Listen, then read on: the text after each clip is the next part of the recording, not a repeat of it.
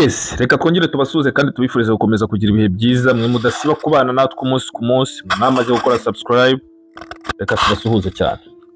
Aho muri hose n'imiryango yanyu yose namwe abatarayikora mwese turabasuhuje. Ngiyo rero ni ntambara kakiziritse ku muhoro kamwe kandi gashigwa kawuciye kagati umanika wicaye wajya ukamanura gahaguruka.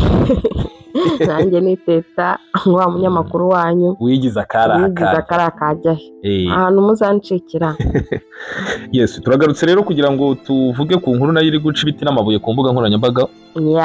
Ni inkuru yo kuba uyu perezida wa South Africa yari yasuye perezida wa Leta Zunze Ubumwe za Amerika Donald Trump. Perezida wa South Africa akaba ni Cyril Ramaphosa.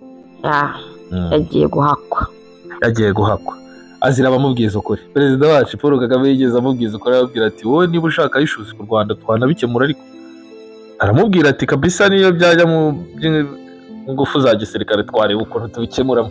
Ko nabonye South Africa ifite ibikoresho.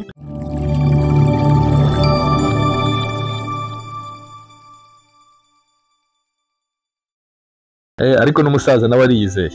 Yego, umusaza ashobora kuba ni nkuko Kongo nayo ifite ibikoresho byinshi bya hatari ariko ntiyahabirwa. No. South Africa ifite n'ababikoresha. Yego, Kongo ifite ibikoresho ariko n'ababikoresha barahari. Kongo nabo. Yego, ariko South Africa kuvuga South Africa irabafite ariko u Rwanda rufite ikintu bo badafite. Dufite tactics. Aywa. Hari ibintu bita tactics. Ikindi kandi u Rwanda rufite Kagame Paul bose bafite nde. Yaba nka cyasirira Ramaphosa ni igisivile kiraho. Igiseke ni igisivile kiraho. Bose ni abasivile. Ariko umusaza we abarusha tactique. Umuntu muri iyi minsi ushobora guterwa akantu kakikangoho gake muri Afrika muri iyi minsi. Ibrahim Traoré. Ariko nawe iyo ageze ku musaza nawe aricara akiga. Amurusha experience. Ni ukuvuga ngo kuri ubu ngubu usibye Museveni wa Uganda niwe muntu ushobora gutuma nabwo so kumutera ubwoba, ahubwo yatuma yicara akiga akavuga ati muzaza ngomba kumugenza nte bitagaragaye ko musuzuguye. Muzehe His Excellence abandi bose ntabwo bamusaba umwanya. Yubaha Museveni uzumve no mu bikuta byose abaha, ariko hari ahantu atarenga imipaka. Nyine kubera iki ni nka papa we Museveni n'asi. Ikintu akora iyo bigeze kuri Museveni aricara agategura uburyo agomba kubikoramo bitamugaragaza nk'umuntu wamusuzuguye. Ariko abandi bose ni ku itapi. Bose nta n'umwe waza agira icyo amubwira. Nuko rero Ramaphosa ajya guhakwa. Ramaphosa yagiye guhakwa muri Leta Zunze Ubumwe za Amerika. Yatumiwe na Donald Trump. Ariko Donald Trump nawe nabonye ashobora kuba yamutumiye kugira ngo amuzaneho amatiku. Urumva ibyo bintu byabaye no kuri Zelensky ajya kumusinyisha bya bintu bye. Yego sha. Akuzi ko Trump yamubeshyira amafaranga kandi amafaranga ngo Ukraine irimo Amerika kandi ntayo. Akajya yongera. Mu kiganiro n'abanyamakuru nabyo byabaye nko kuri ntuze rero. Ariko abantu abirabura tuzabona ryari urwango abazungu batwanga n'agasuzuguro badusuzugura. Ibintu yakoreye ntuza Zelensky ni nabyo yakoreye Ramaphosa. Donald Trump amaze iminsi amushinja ibintu bijyanye na jenoside ngo iri gukorerwa abazungu muri Afrika y'Epfo. Bituruka ku magambo uwitwa Julius Malema uhagarariye ishyaka rya FF. Julius Malema aheruka kuvuga ati ni gute abazungu baje bagakaba ubutaka bakaba bavuga ngo n'abanya South Africa, hari abanya South Africa gakondo babirabura badafite ubutaka na buto, badafite none n'uburenganzira nk'umunyagihugu. Abazungu muri Afrika y'Epfo bari mu bantu bafite ubutaka bunini cyane. Ubundi rega South Africa ni 30% by'ubutaka bwa South Africa mu maboko y'abazungu. Ushobora kugira gutya rero ugahita wibaza uti Julius Malema ni mu ntoki. Julius Malema ni umugabo w'imyaka 44. Ubu afite imyaka 44. Ariko aracyari na mutoya. Aracyari mutoya. Afite abana bakuru by the way. Uvuga ngo yashatse hakiri kare. Afite abana bakiri ibisore kabisa ari mu myaka nka za 27 30 gutyo. Ariko nawe yabaye intwara akiri mutoya niko twavuga. Yasize ubwoba kare. Rero uyu Julius Malema akaba ari umwe mu bagize ishyaka EFF, akaba n'umwe mu barifonze. EFF no kuvuga mu magambo arambuye Economic Freedom Fighter. Okay. Ni rimwe mu mashyaka akomeye bya danje. akaba umwe mu bagabo utinywa cyane n'ishyaka riri ku butegetsi kuko nawe afite abayoboke benshi. Ishyaka rye riri mu mashyaka akomeye cyane, bivuga ngo nyuma y'ishyaka riri ku butegetsi hazaho ishyaka rye. Binavugwa yuko igihe yiyamamazaga yari afite amajwi menshi, ariko kubera ko adafite gishyigikira ntabwo yashyizwe ku butegetsi. Nawe urabizi ko abazungu bashyigikiye niwe utsinda. Mu yandi magambo, amatora yacu twe ntacyo abamaze, umuntu bari inyuma niwe muntu uri perezida cyane pe. Biba bimeze nko kujya kurangiza umuhango. Biba ari ukurangiza umuhango gusa. Uyu rero Julius Malema aheruka guhurira n'abantu benshi amagana ku buryo bujuje stade yo muri South Africa. Niwe muntu ujya agira abantuza audience nyinshi cyane ahantu hose yagiye muri South Africa. Aha navugira speech ziwe haba hakubise huzuye kabisa cyane, kandi umugabo ufite mentalite za Kinyafrika n'umupanafricanisme cyane cyane cyane w'indani kabisa. Abantu rero bahuriye muri stade mu minsi yashize, bose bambaye ibara ry'umutuku, baririmba indirimbo ya kera yaririmbwaga ku gihe cy'abakoloni, aho bavugaga bati twica abo bazungu, twica abo bavuna muheto. Izo ndirimbo nizo bari kuririmba bavuga bati abazungu nibo badukoloneza, bakwiye kwicwa, numubona umwice. Niyo magambo yaragize iyo ndirimbo. Na niyo mpamvu Trump nawe yifashishije amafoto y'abazungu muri ibi bihe. Trump yifashishije iyo video ahubwo yerekana amafoto, bati ni gute uyu muntu mutamufunza ahubwo. Ariko kubera iki wundi, kubera iki biba ikibazo iyo ari bo bavuzwe, ariko ntibibe ikibazo iyo havuzwe Abanyafrika? Ni nkayo yose nyine. Gusa uyu reba igihe abakongomani bahereye bicwa, uri kumva intambara zo muri Kongo twaranavutse tuzisanga, ntabwo bigeze bahaguruka. Niyo bahagurutse biba ari ibya nyirarureshwa. Ariko reba ibyo Julius Malema yivugiye out of uburakari, bitanakozwe ahise abyita jenoside. Malema ntabwo ajya avuga ibintu bitewe n'uburakari, abivuga ahubwo ukabyumva tu. Nawe nabonye ahantu yavuze ngo ngewe ngo simvuga ngo kugira ngo nshimishe umuntu uwo ari we wese, ngo ngewe mvuga ngo kubera ko mvuga ukuri, ngo sintinya n'urupfu. Ariko rero nanjye ndamwumva. None se ni gute ku butaka bw'Abanyafrika hari abazungu? Okay, abazungu ntabwo bakwiye kwicwa, ntibakwiye, nabo ni abantu nk'abandi bose, ariko si kuki bashaka gutegekanya? Ari umunyafrika. Iki kibazo nabonye hari undi mu type nawe ujya ukora ibiganiro nk'ibingi byo ku ma YouTube bita Wodemaya. Wodemaya aheruka gusura ubwo butaka. Buriya ngo muri Afurika y'Epfo hari ubutaka abirabura batajya bakandagiramo cyane, na za Johannesburg. Ubundi ngo ni abazungu gusa. Ibaze ko bagize, they have the guts, baravuga ngo ntago tugishaka yuko ngo abirabura ngo duturana nabo ngo banakandagira ngo hafi y'amazu yacu, ngo uretse kuba baza ari abakozi bacu, ngo ntibemerewe no kurira ku isane turiraho no ku gikombe tunyweraho, kandi bari mu gihugu cyabo. Wowe Demaya rero wakavuga ati, yabajije umuzungu umwe mu bo bakoranye ikiganiro, aramubaza ati ese ubu hari umwirabura ushobora kujya mu Bwongereza cyangwa anywhere else? Akavuga ati aka gakaritsiye ni akaje, ni akabirabura gusa, nta muzungu wemerewe kugakandagiramo. Nta muzungu wemerewe kugakandagiramo, nta muzungu wemerewe kurira ku isane naririyeho, nta muzungu wemerewe kunywera ku gikombe nanywereho. Uwo muzungu arya indimi nyine. Ariko nawe yari yavuze ati mbere yuko yerekeza yari yavuze ati ngiye kuri isika, ngiye kujya ahantu abirabura batemerewe kugera. Rero ibyo ngibyo nibyo Malema atabashaka. Bavuga ati niba ubutaka ari ubw'Abanyafurika bagomba gukurikiza amategeko yacu nk'Abanyafurika. Ntabwo bakwiye kuza ngo bakomeze bazane bimwe bya superiority byabo byo kwishyira hejuru no kumva ko ari abantu badasanzwe. We ikintu anashaka si uko bahava burundu, ahubwo icyo ashaka ni ikoni, babeho mu buryo bungana. Wakeneye ko ibintu biba bisangira ku buryo bungana, nta bintu byo kuvuga ngo ngiye ngo ufite privilege runaka ngo nemerewe iki cyane kurusha ngo abandi bantu runaka. We rero ibyo bintu biramurya cyane. Hari n'ikindi gihe ari uyu murumuna wa Chameleone, bamwita Wizo, ni Wizo ni Paraso, ni Paraso.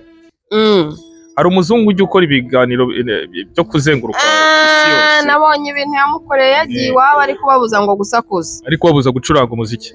Paraso rero akamubaza ati mwebwe iyo tuje iwanyu amategeko yanyu siyo tugenderaho cyane rwose. Niba uje rero hano nawe amategeko yacu niba ugomba kugenderaho, uje ugasanga turya imbwa nawe you have to eat. Nisana hirya ninyirya ntago wemere kundeba ijisho. Niko gahunda ibimeze. Ariko waba mwumvisha ko aje agasanga imbwa niyo sahani iribwa, abakwiye kuyirya. We none kuko ni umuco waho ngaho agiye. We yaranamubwiye ati niba wowe udashimye ibyo dusanzwe dukora, you don't have any right to question me. Niko gahunda ziba zimeze. Rero ibintu nk'ibyo nibyo bibabaza Malema cyane, bigatuma nawe amera nkaho yanga abazungu kubera kuvugisha ukuri, ariko ntabwo ari ukubanga. Ntabwo ari ukubanga pe, kuko abanga ntago yasaba equality. Ikindi kintu, ibirombe byinshi ibirombe na kwafi ya byose biri mu maboko y'abazungu muri South Africa. Ngo nabahinzi rero ibyo rero yarabyanze aravuga ati muri abo bantu harimo abaheruka kujyanwa muri leta z'ubumwe za Amerika bashyika kuri 49 gutyo.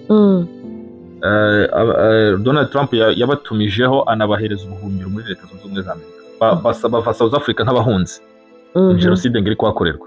Rero aravuga ati muri abo bantu 49 ko nta ugaragara nk'umuhinzi urimo bahinga ibiki. Okay, none habo 49 bagiye batwereka ubutaka bwabo bari bafite nabwo ntabwo dushaka ko ubutaka bwa South Africa bukoreshwa nabi, dukeneye kumenya ubutaka bwabo bagiye icyo bugiye gukora. Uri urumva logique ndimo ndabitanga ngo bashaka ko batarabahinza ahubwo barabacukuza amabuye y'agaciro. We rero arashaka kumenya ubutaka ikintu bwo kuvuga ngo ntago barabahinza ahubwo barabacukuza kandi nabwo batumaga. Donald Trump rero mu gushaka gusebya Ramaphosa yazanye video ya Julius Malema arimo kuvuga ati abo baboeri niba nanga kuva ku butaka bwabo tugomba kubakata amajosi. Urumva ntabwo tubashaka ku butaka bwacu niba bakuye no kuhaba nibo baha amabwiriza agenga. Twabuze South Africa ntago ifite abantu nka Malema nibura nka 30. Babaye benshi byaba ari byiza ariko nyine biragoye nawe abagerwa amajanja nawe ni nko kwiyahura usanga n'imyanzuro nyine isabago naburiya na Ramaphosa regaraza kugaruka yahindutse nabyo birashoboka ubundi kandi bamujyanye kugira ngo bajye kumufakurura Ramaphosa ari imbere y'itangazamakuru yavuze ko nta jenoside iri kuba muri Afrika y'Epfo k'ibyo bintu ari ibiho kandi kuko nta niri kuba ahubwo Trump ari gukoresha iyo turufu yumvikanisha nyine ko South Africa igeramiye abazungu kandi ari ntabwo.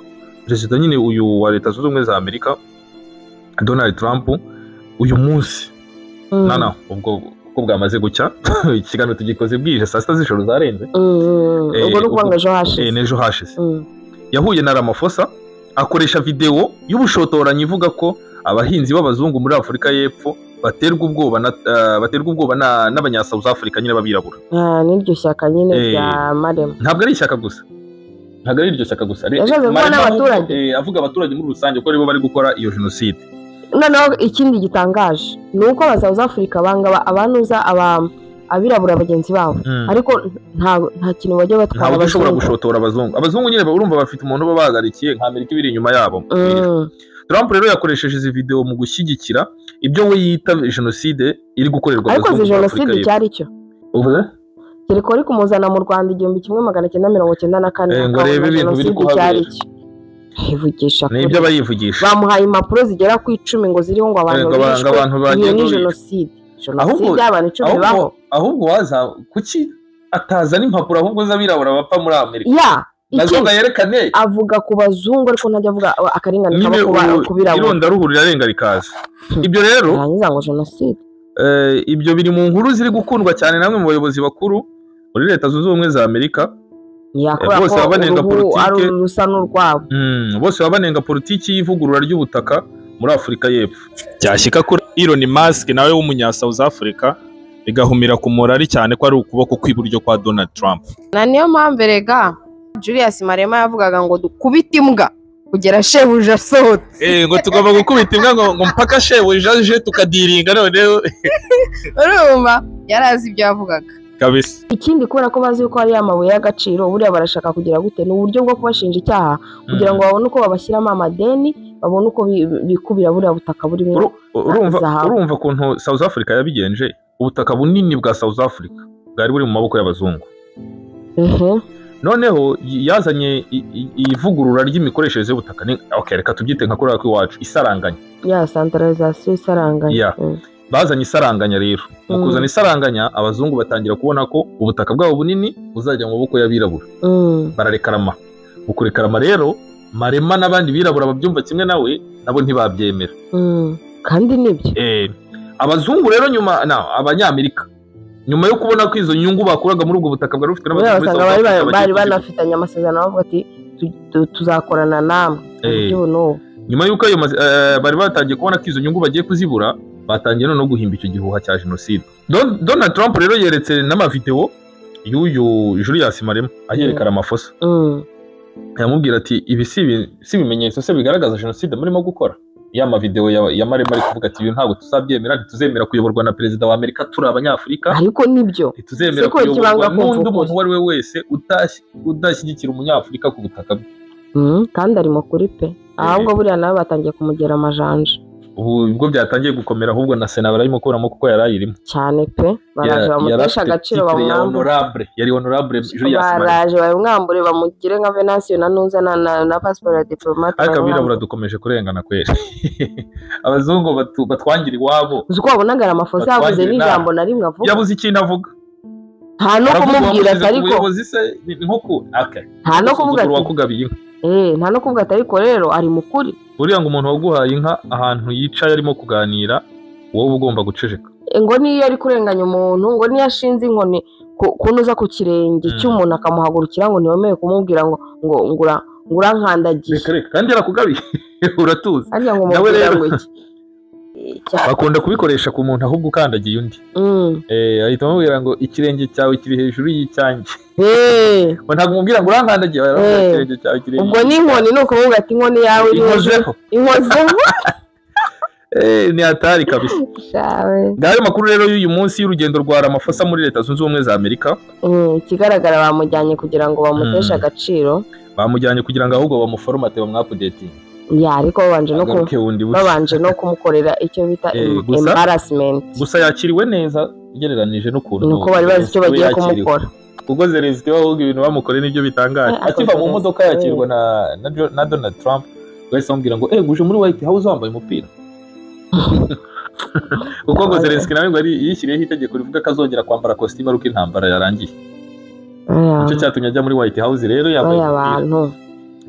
Reka twongere tubashimire rero mwebwe mwabanye natwe, tubifuriza amahoro aho muri hose, kandi tubabwira ngo mukomere ku kinyafurika mu mitima yanyu. Oya niko gahunda imeze kabisa. Umunyafurika ubyumva Marema abyumve kimwe natwe. Ugomba kuba umunyafurika, yego bizira urugomo, ariko bizira urugomo nkuko abanyafurika bahoranye mentalite ya kinyafurika nyine. Umugabo bagomba kubaha, ube proud y'icyo uri cyo n'uriwe kabisa. Reka tubashimire cyane rero, mukomeze mugire ibihe byiza. Ciao ciao. Ciao ciao.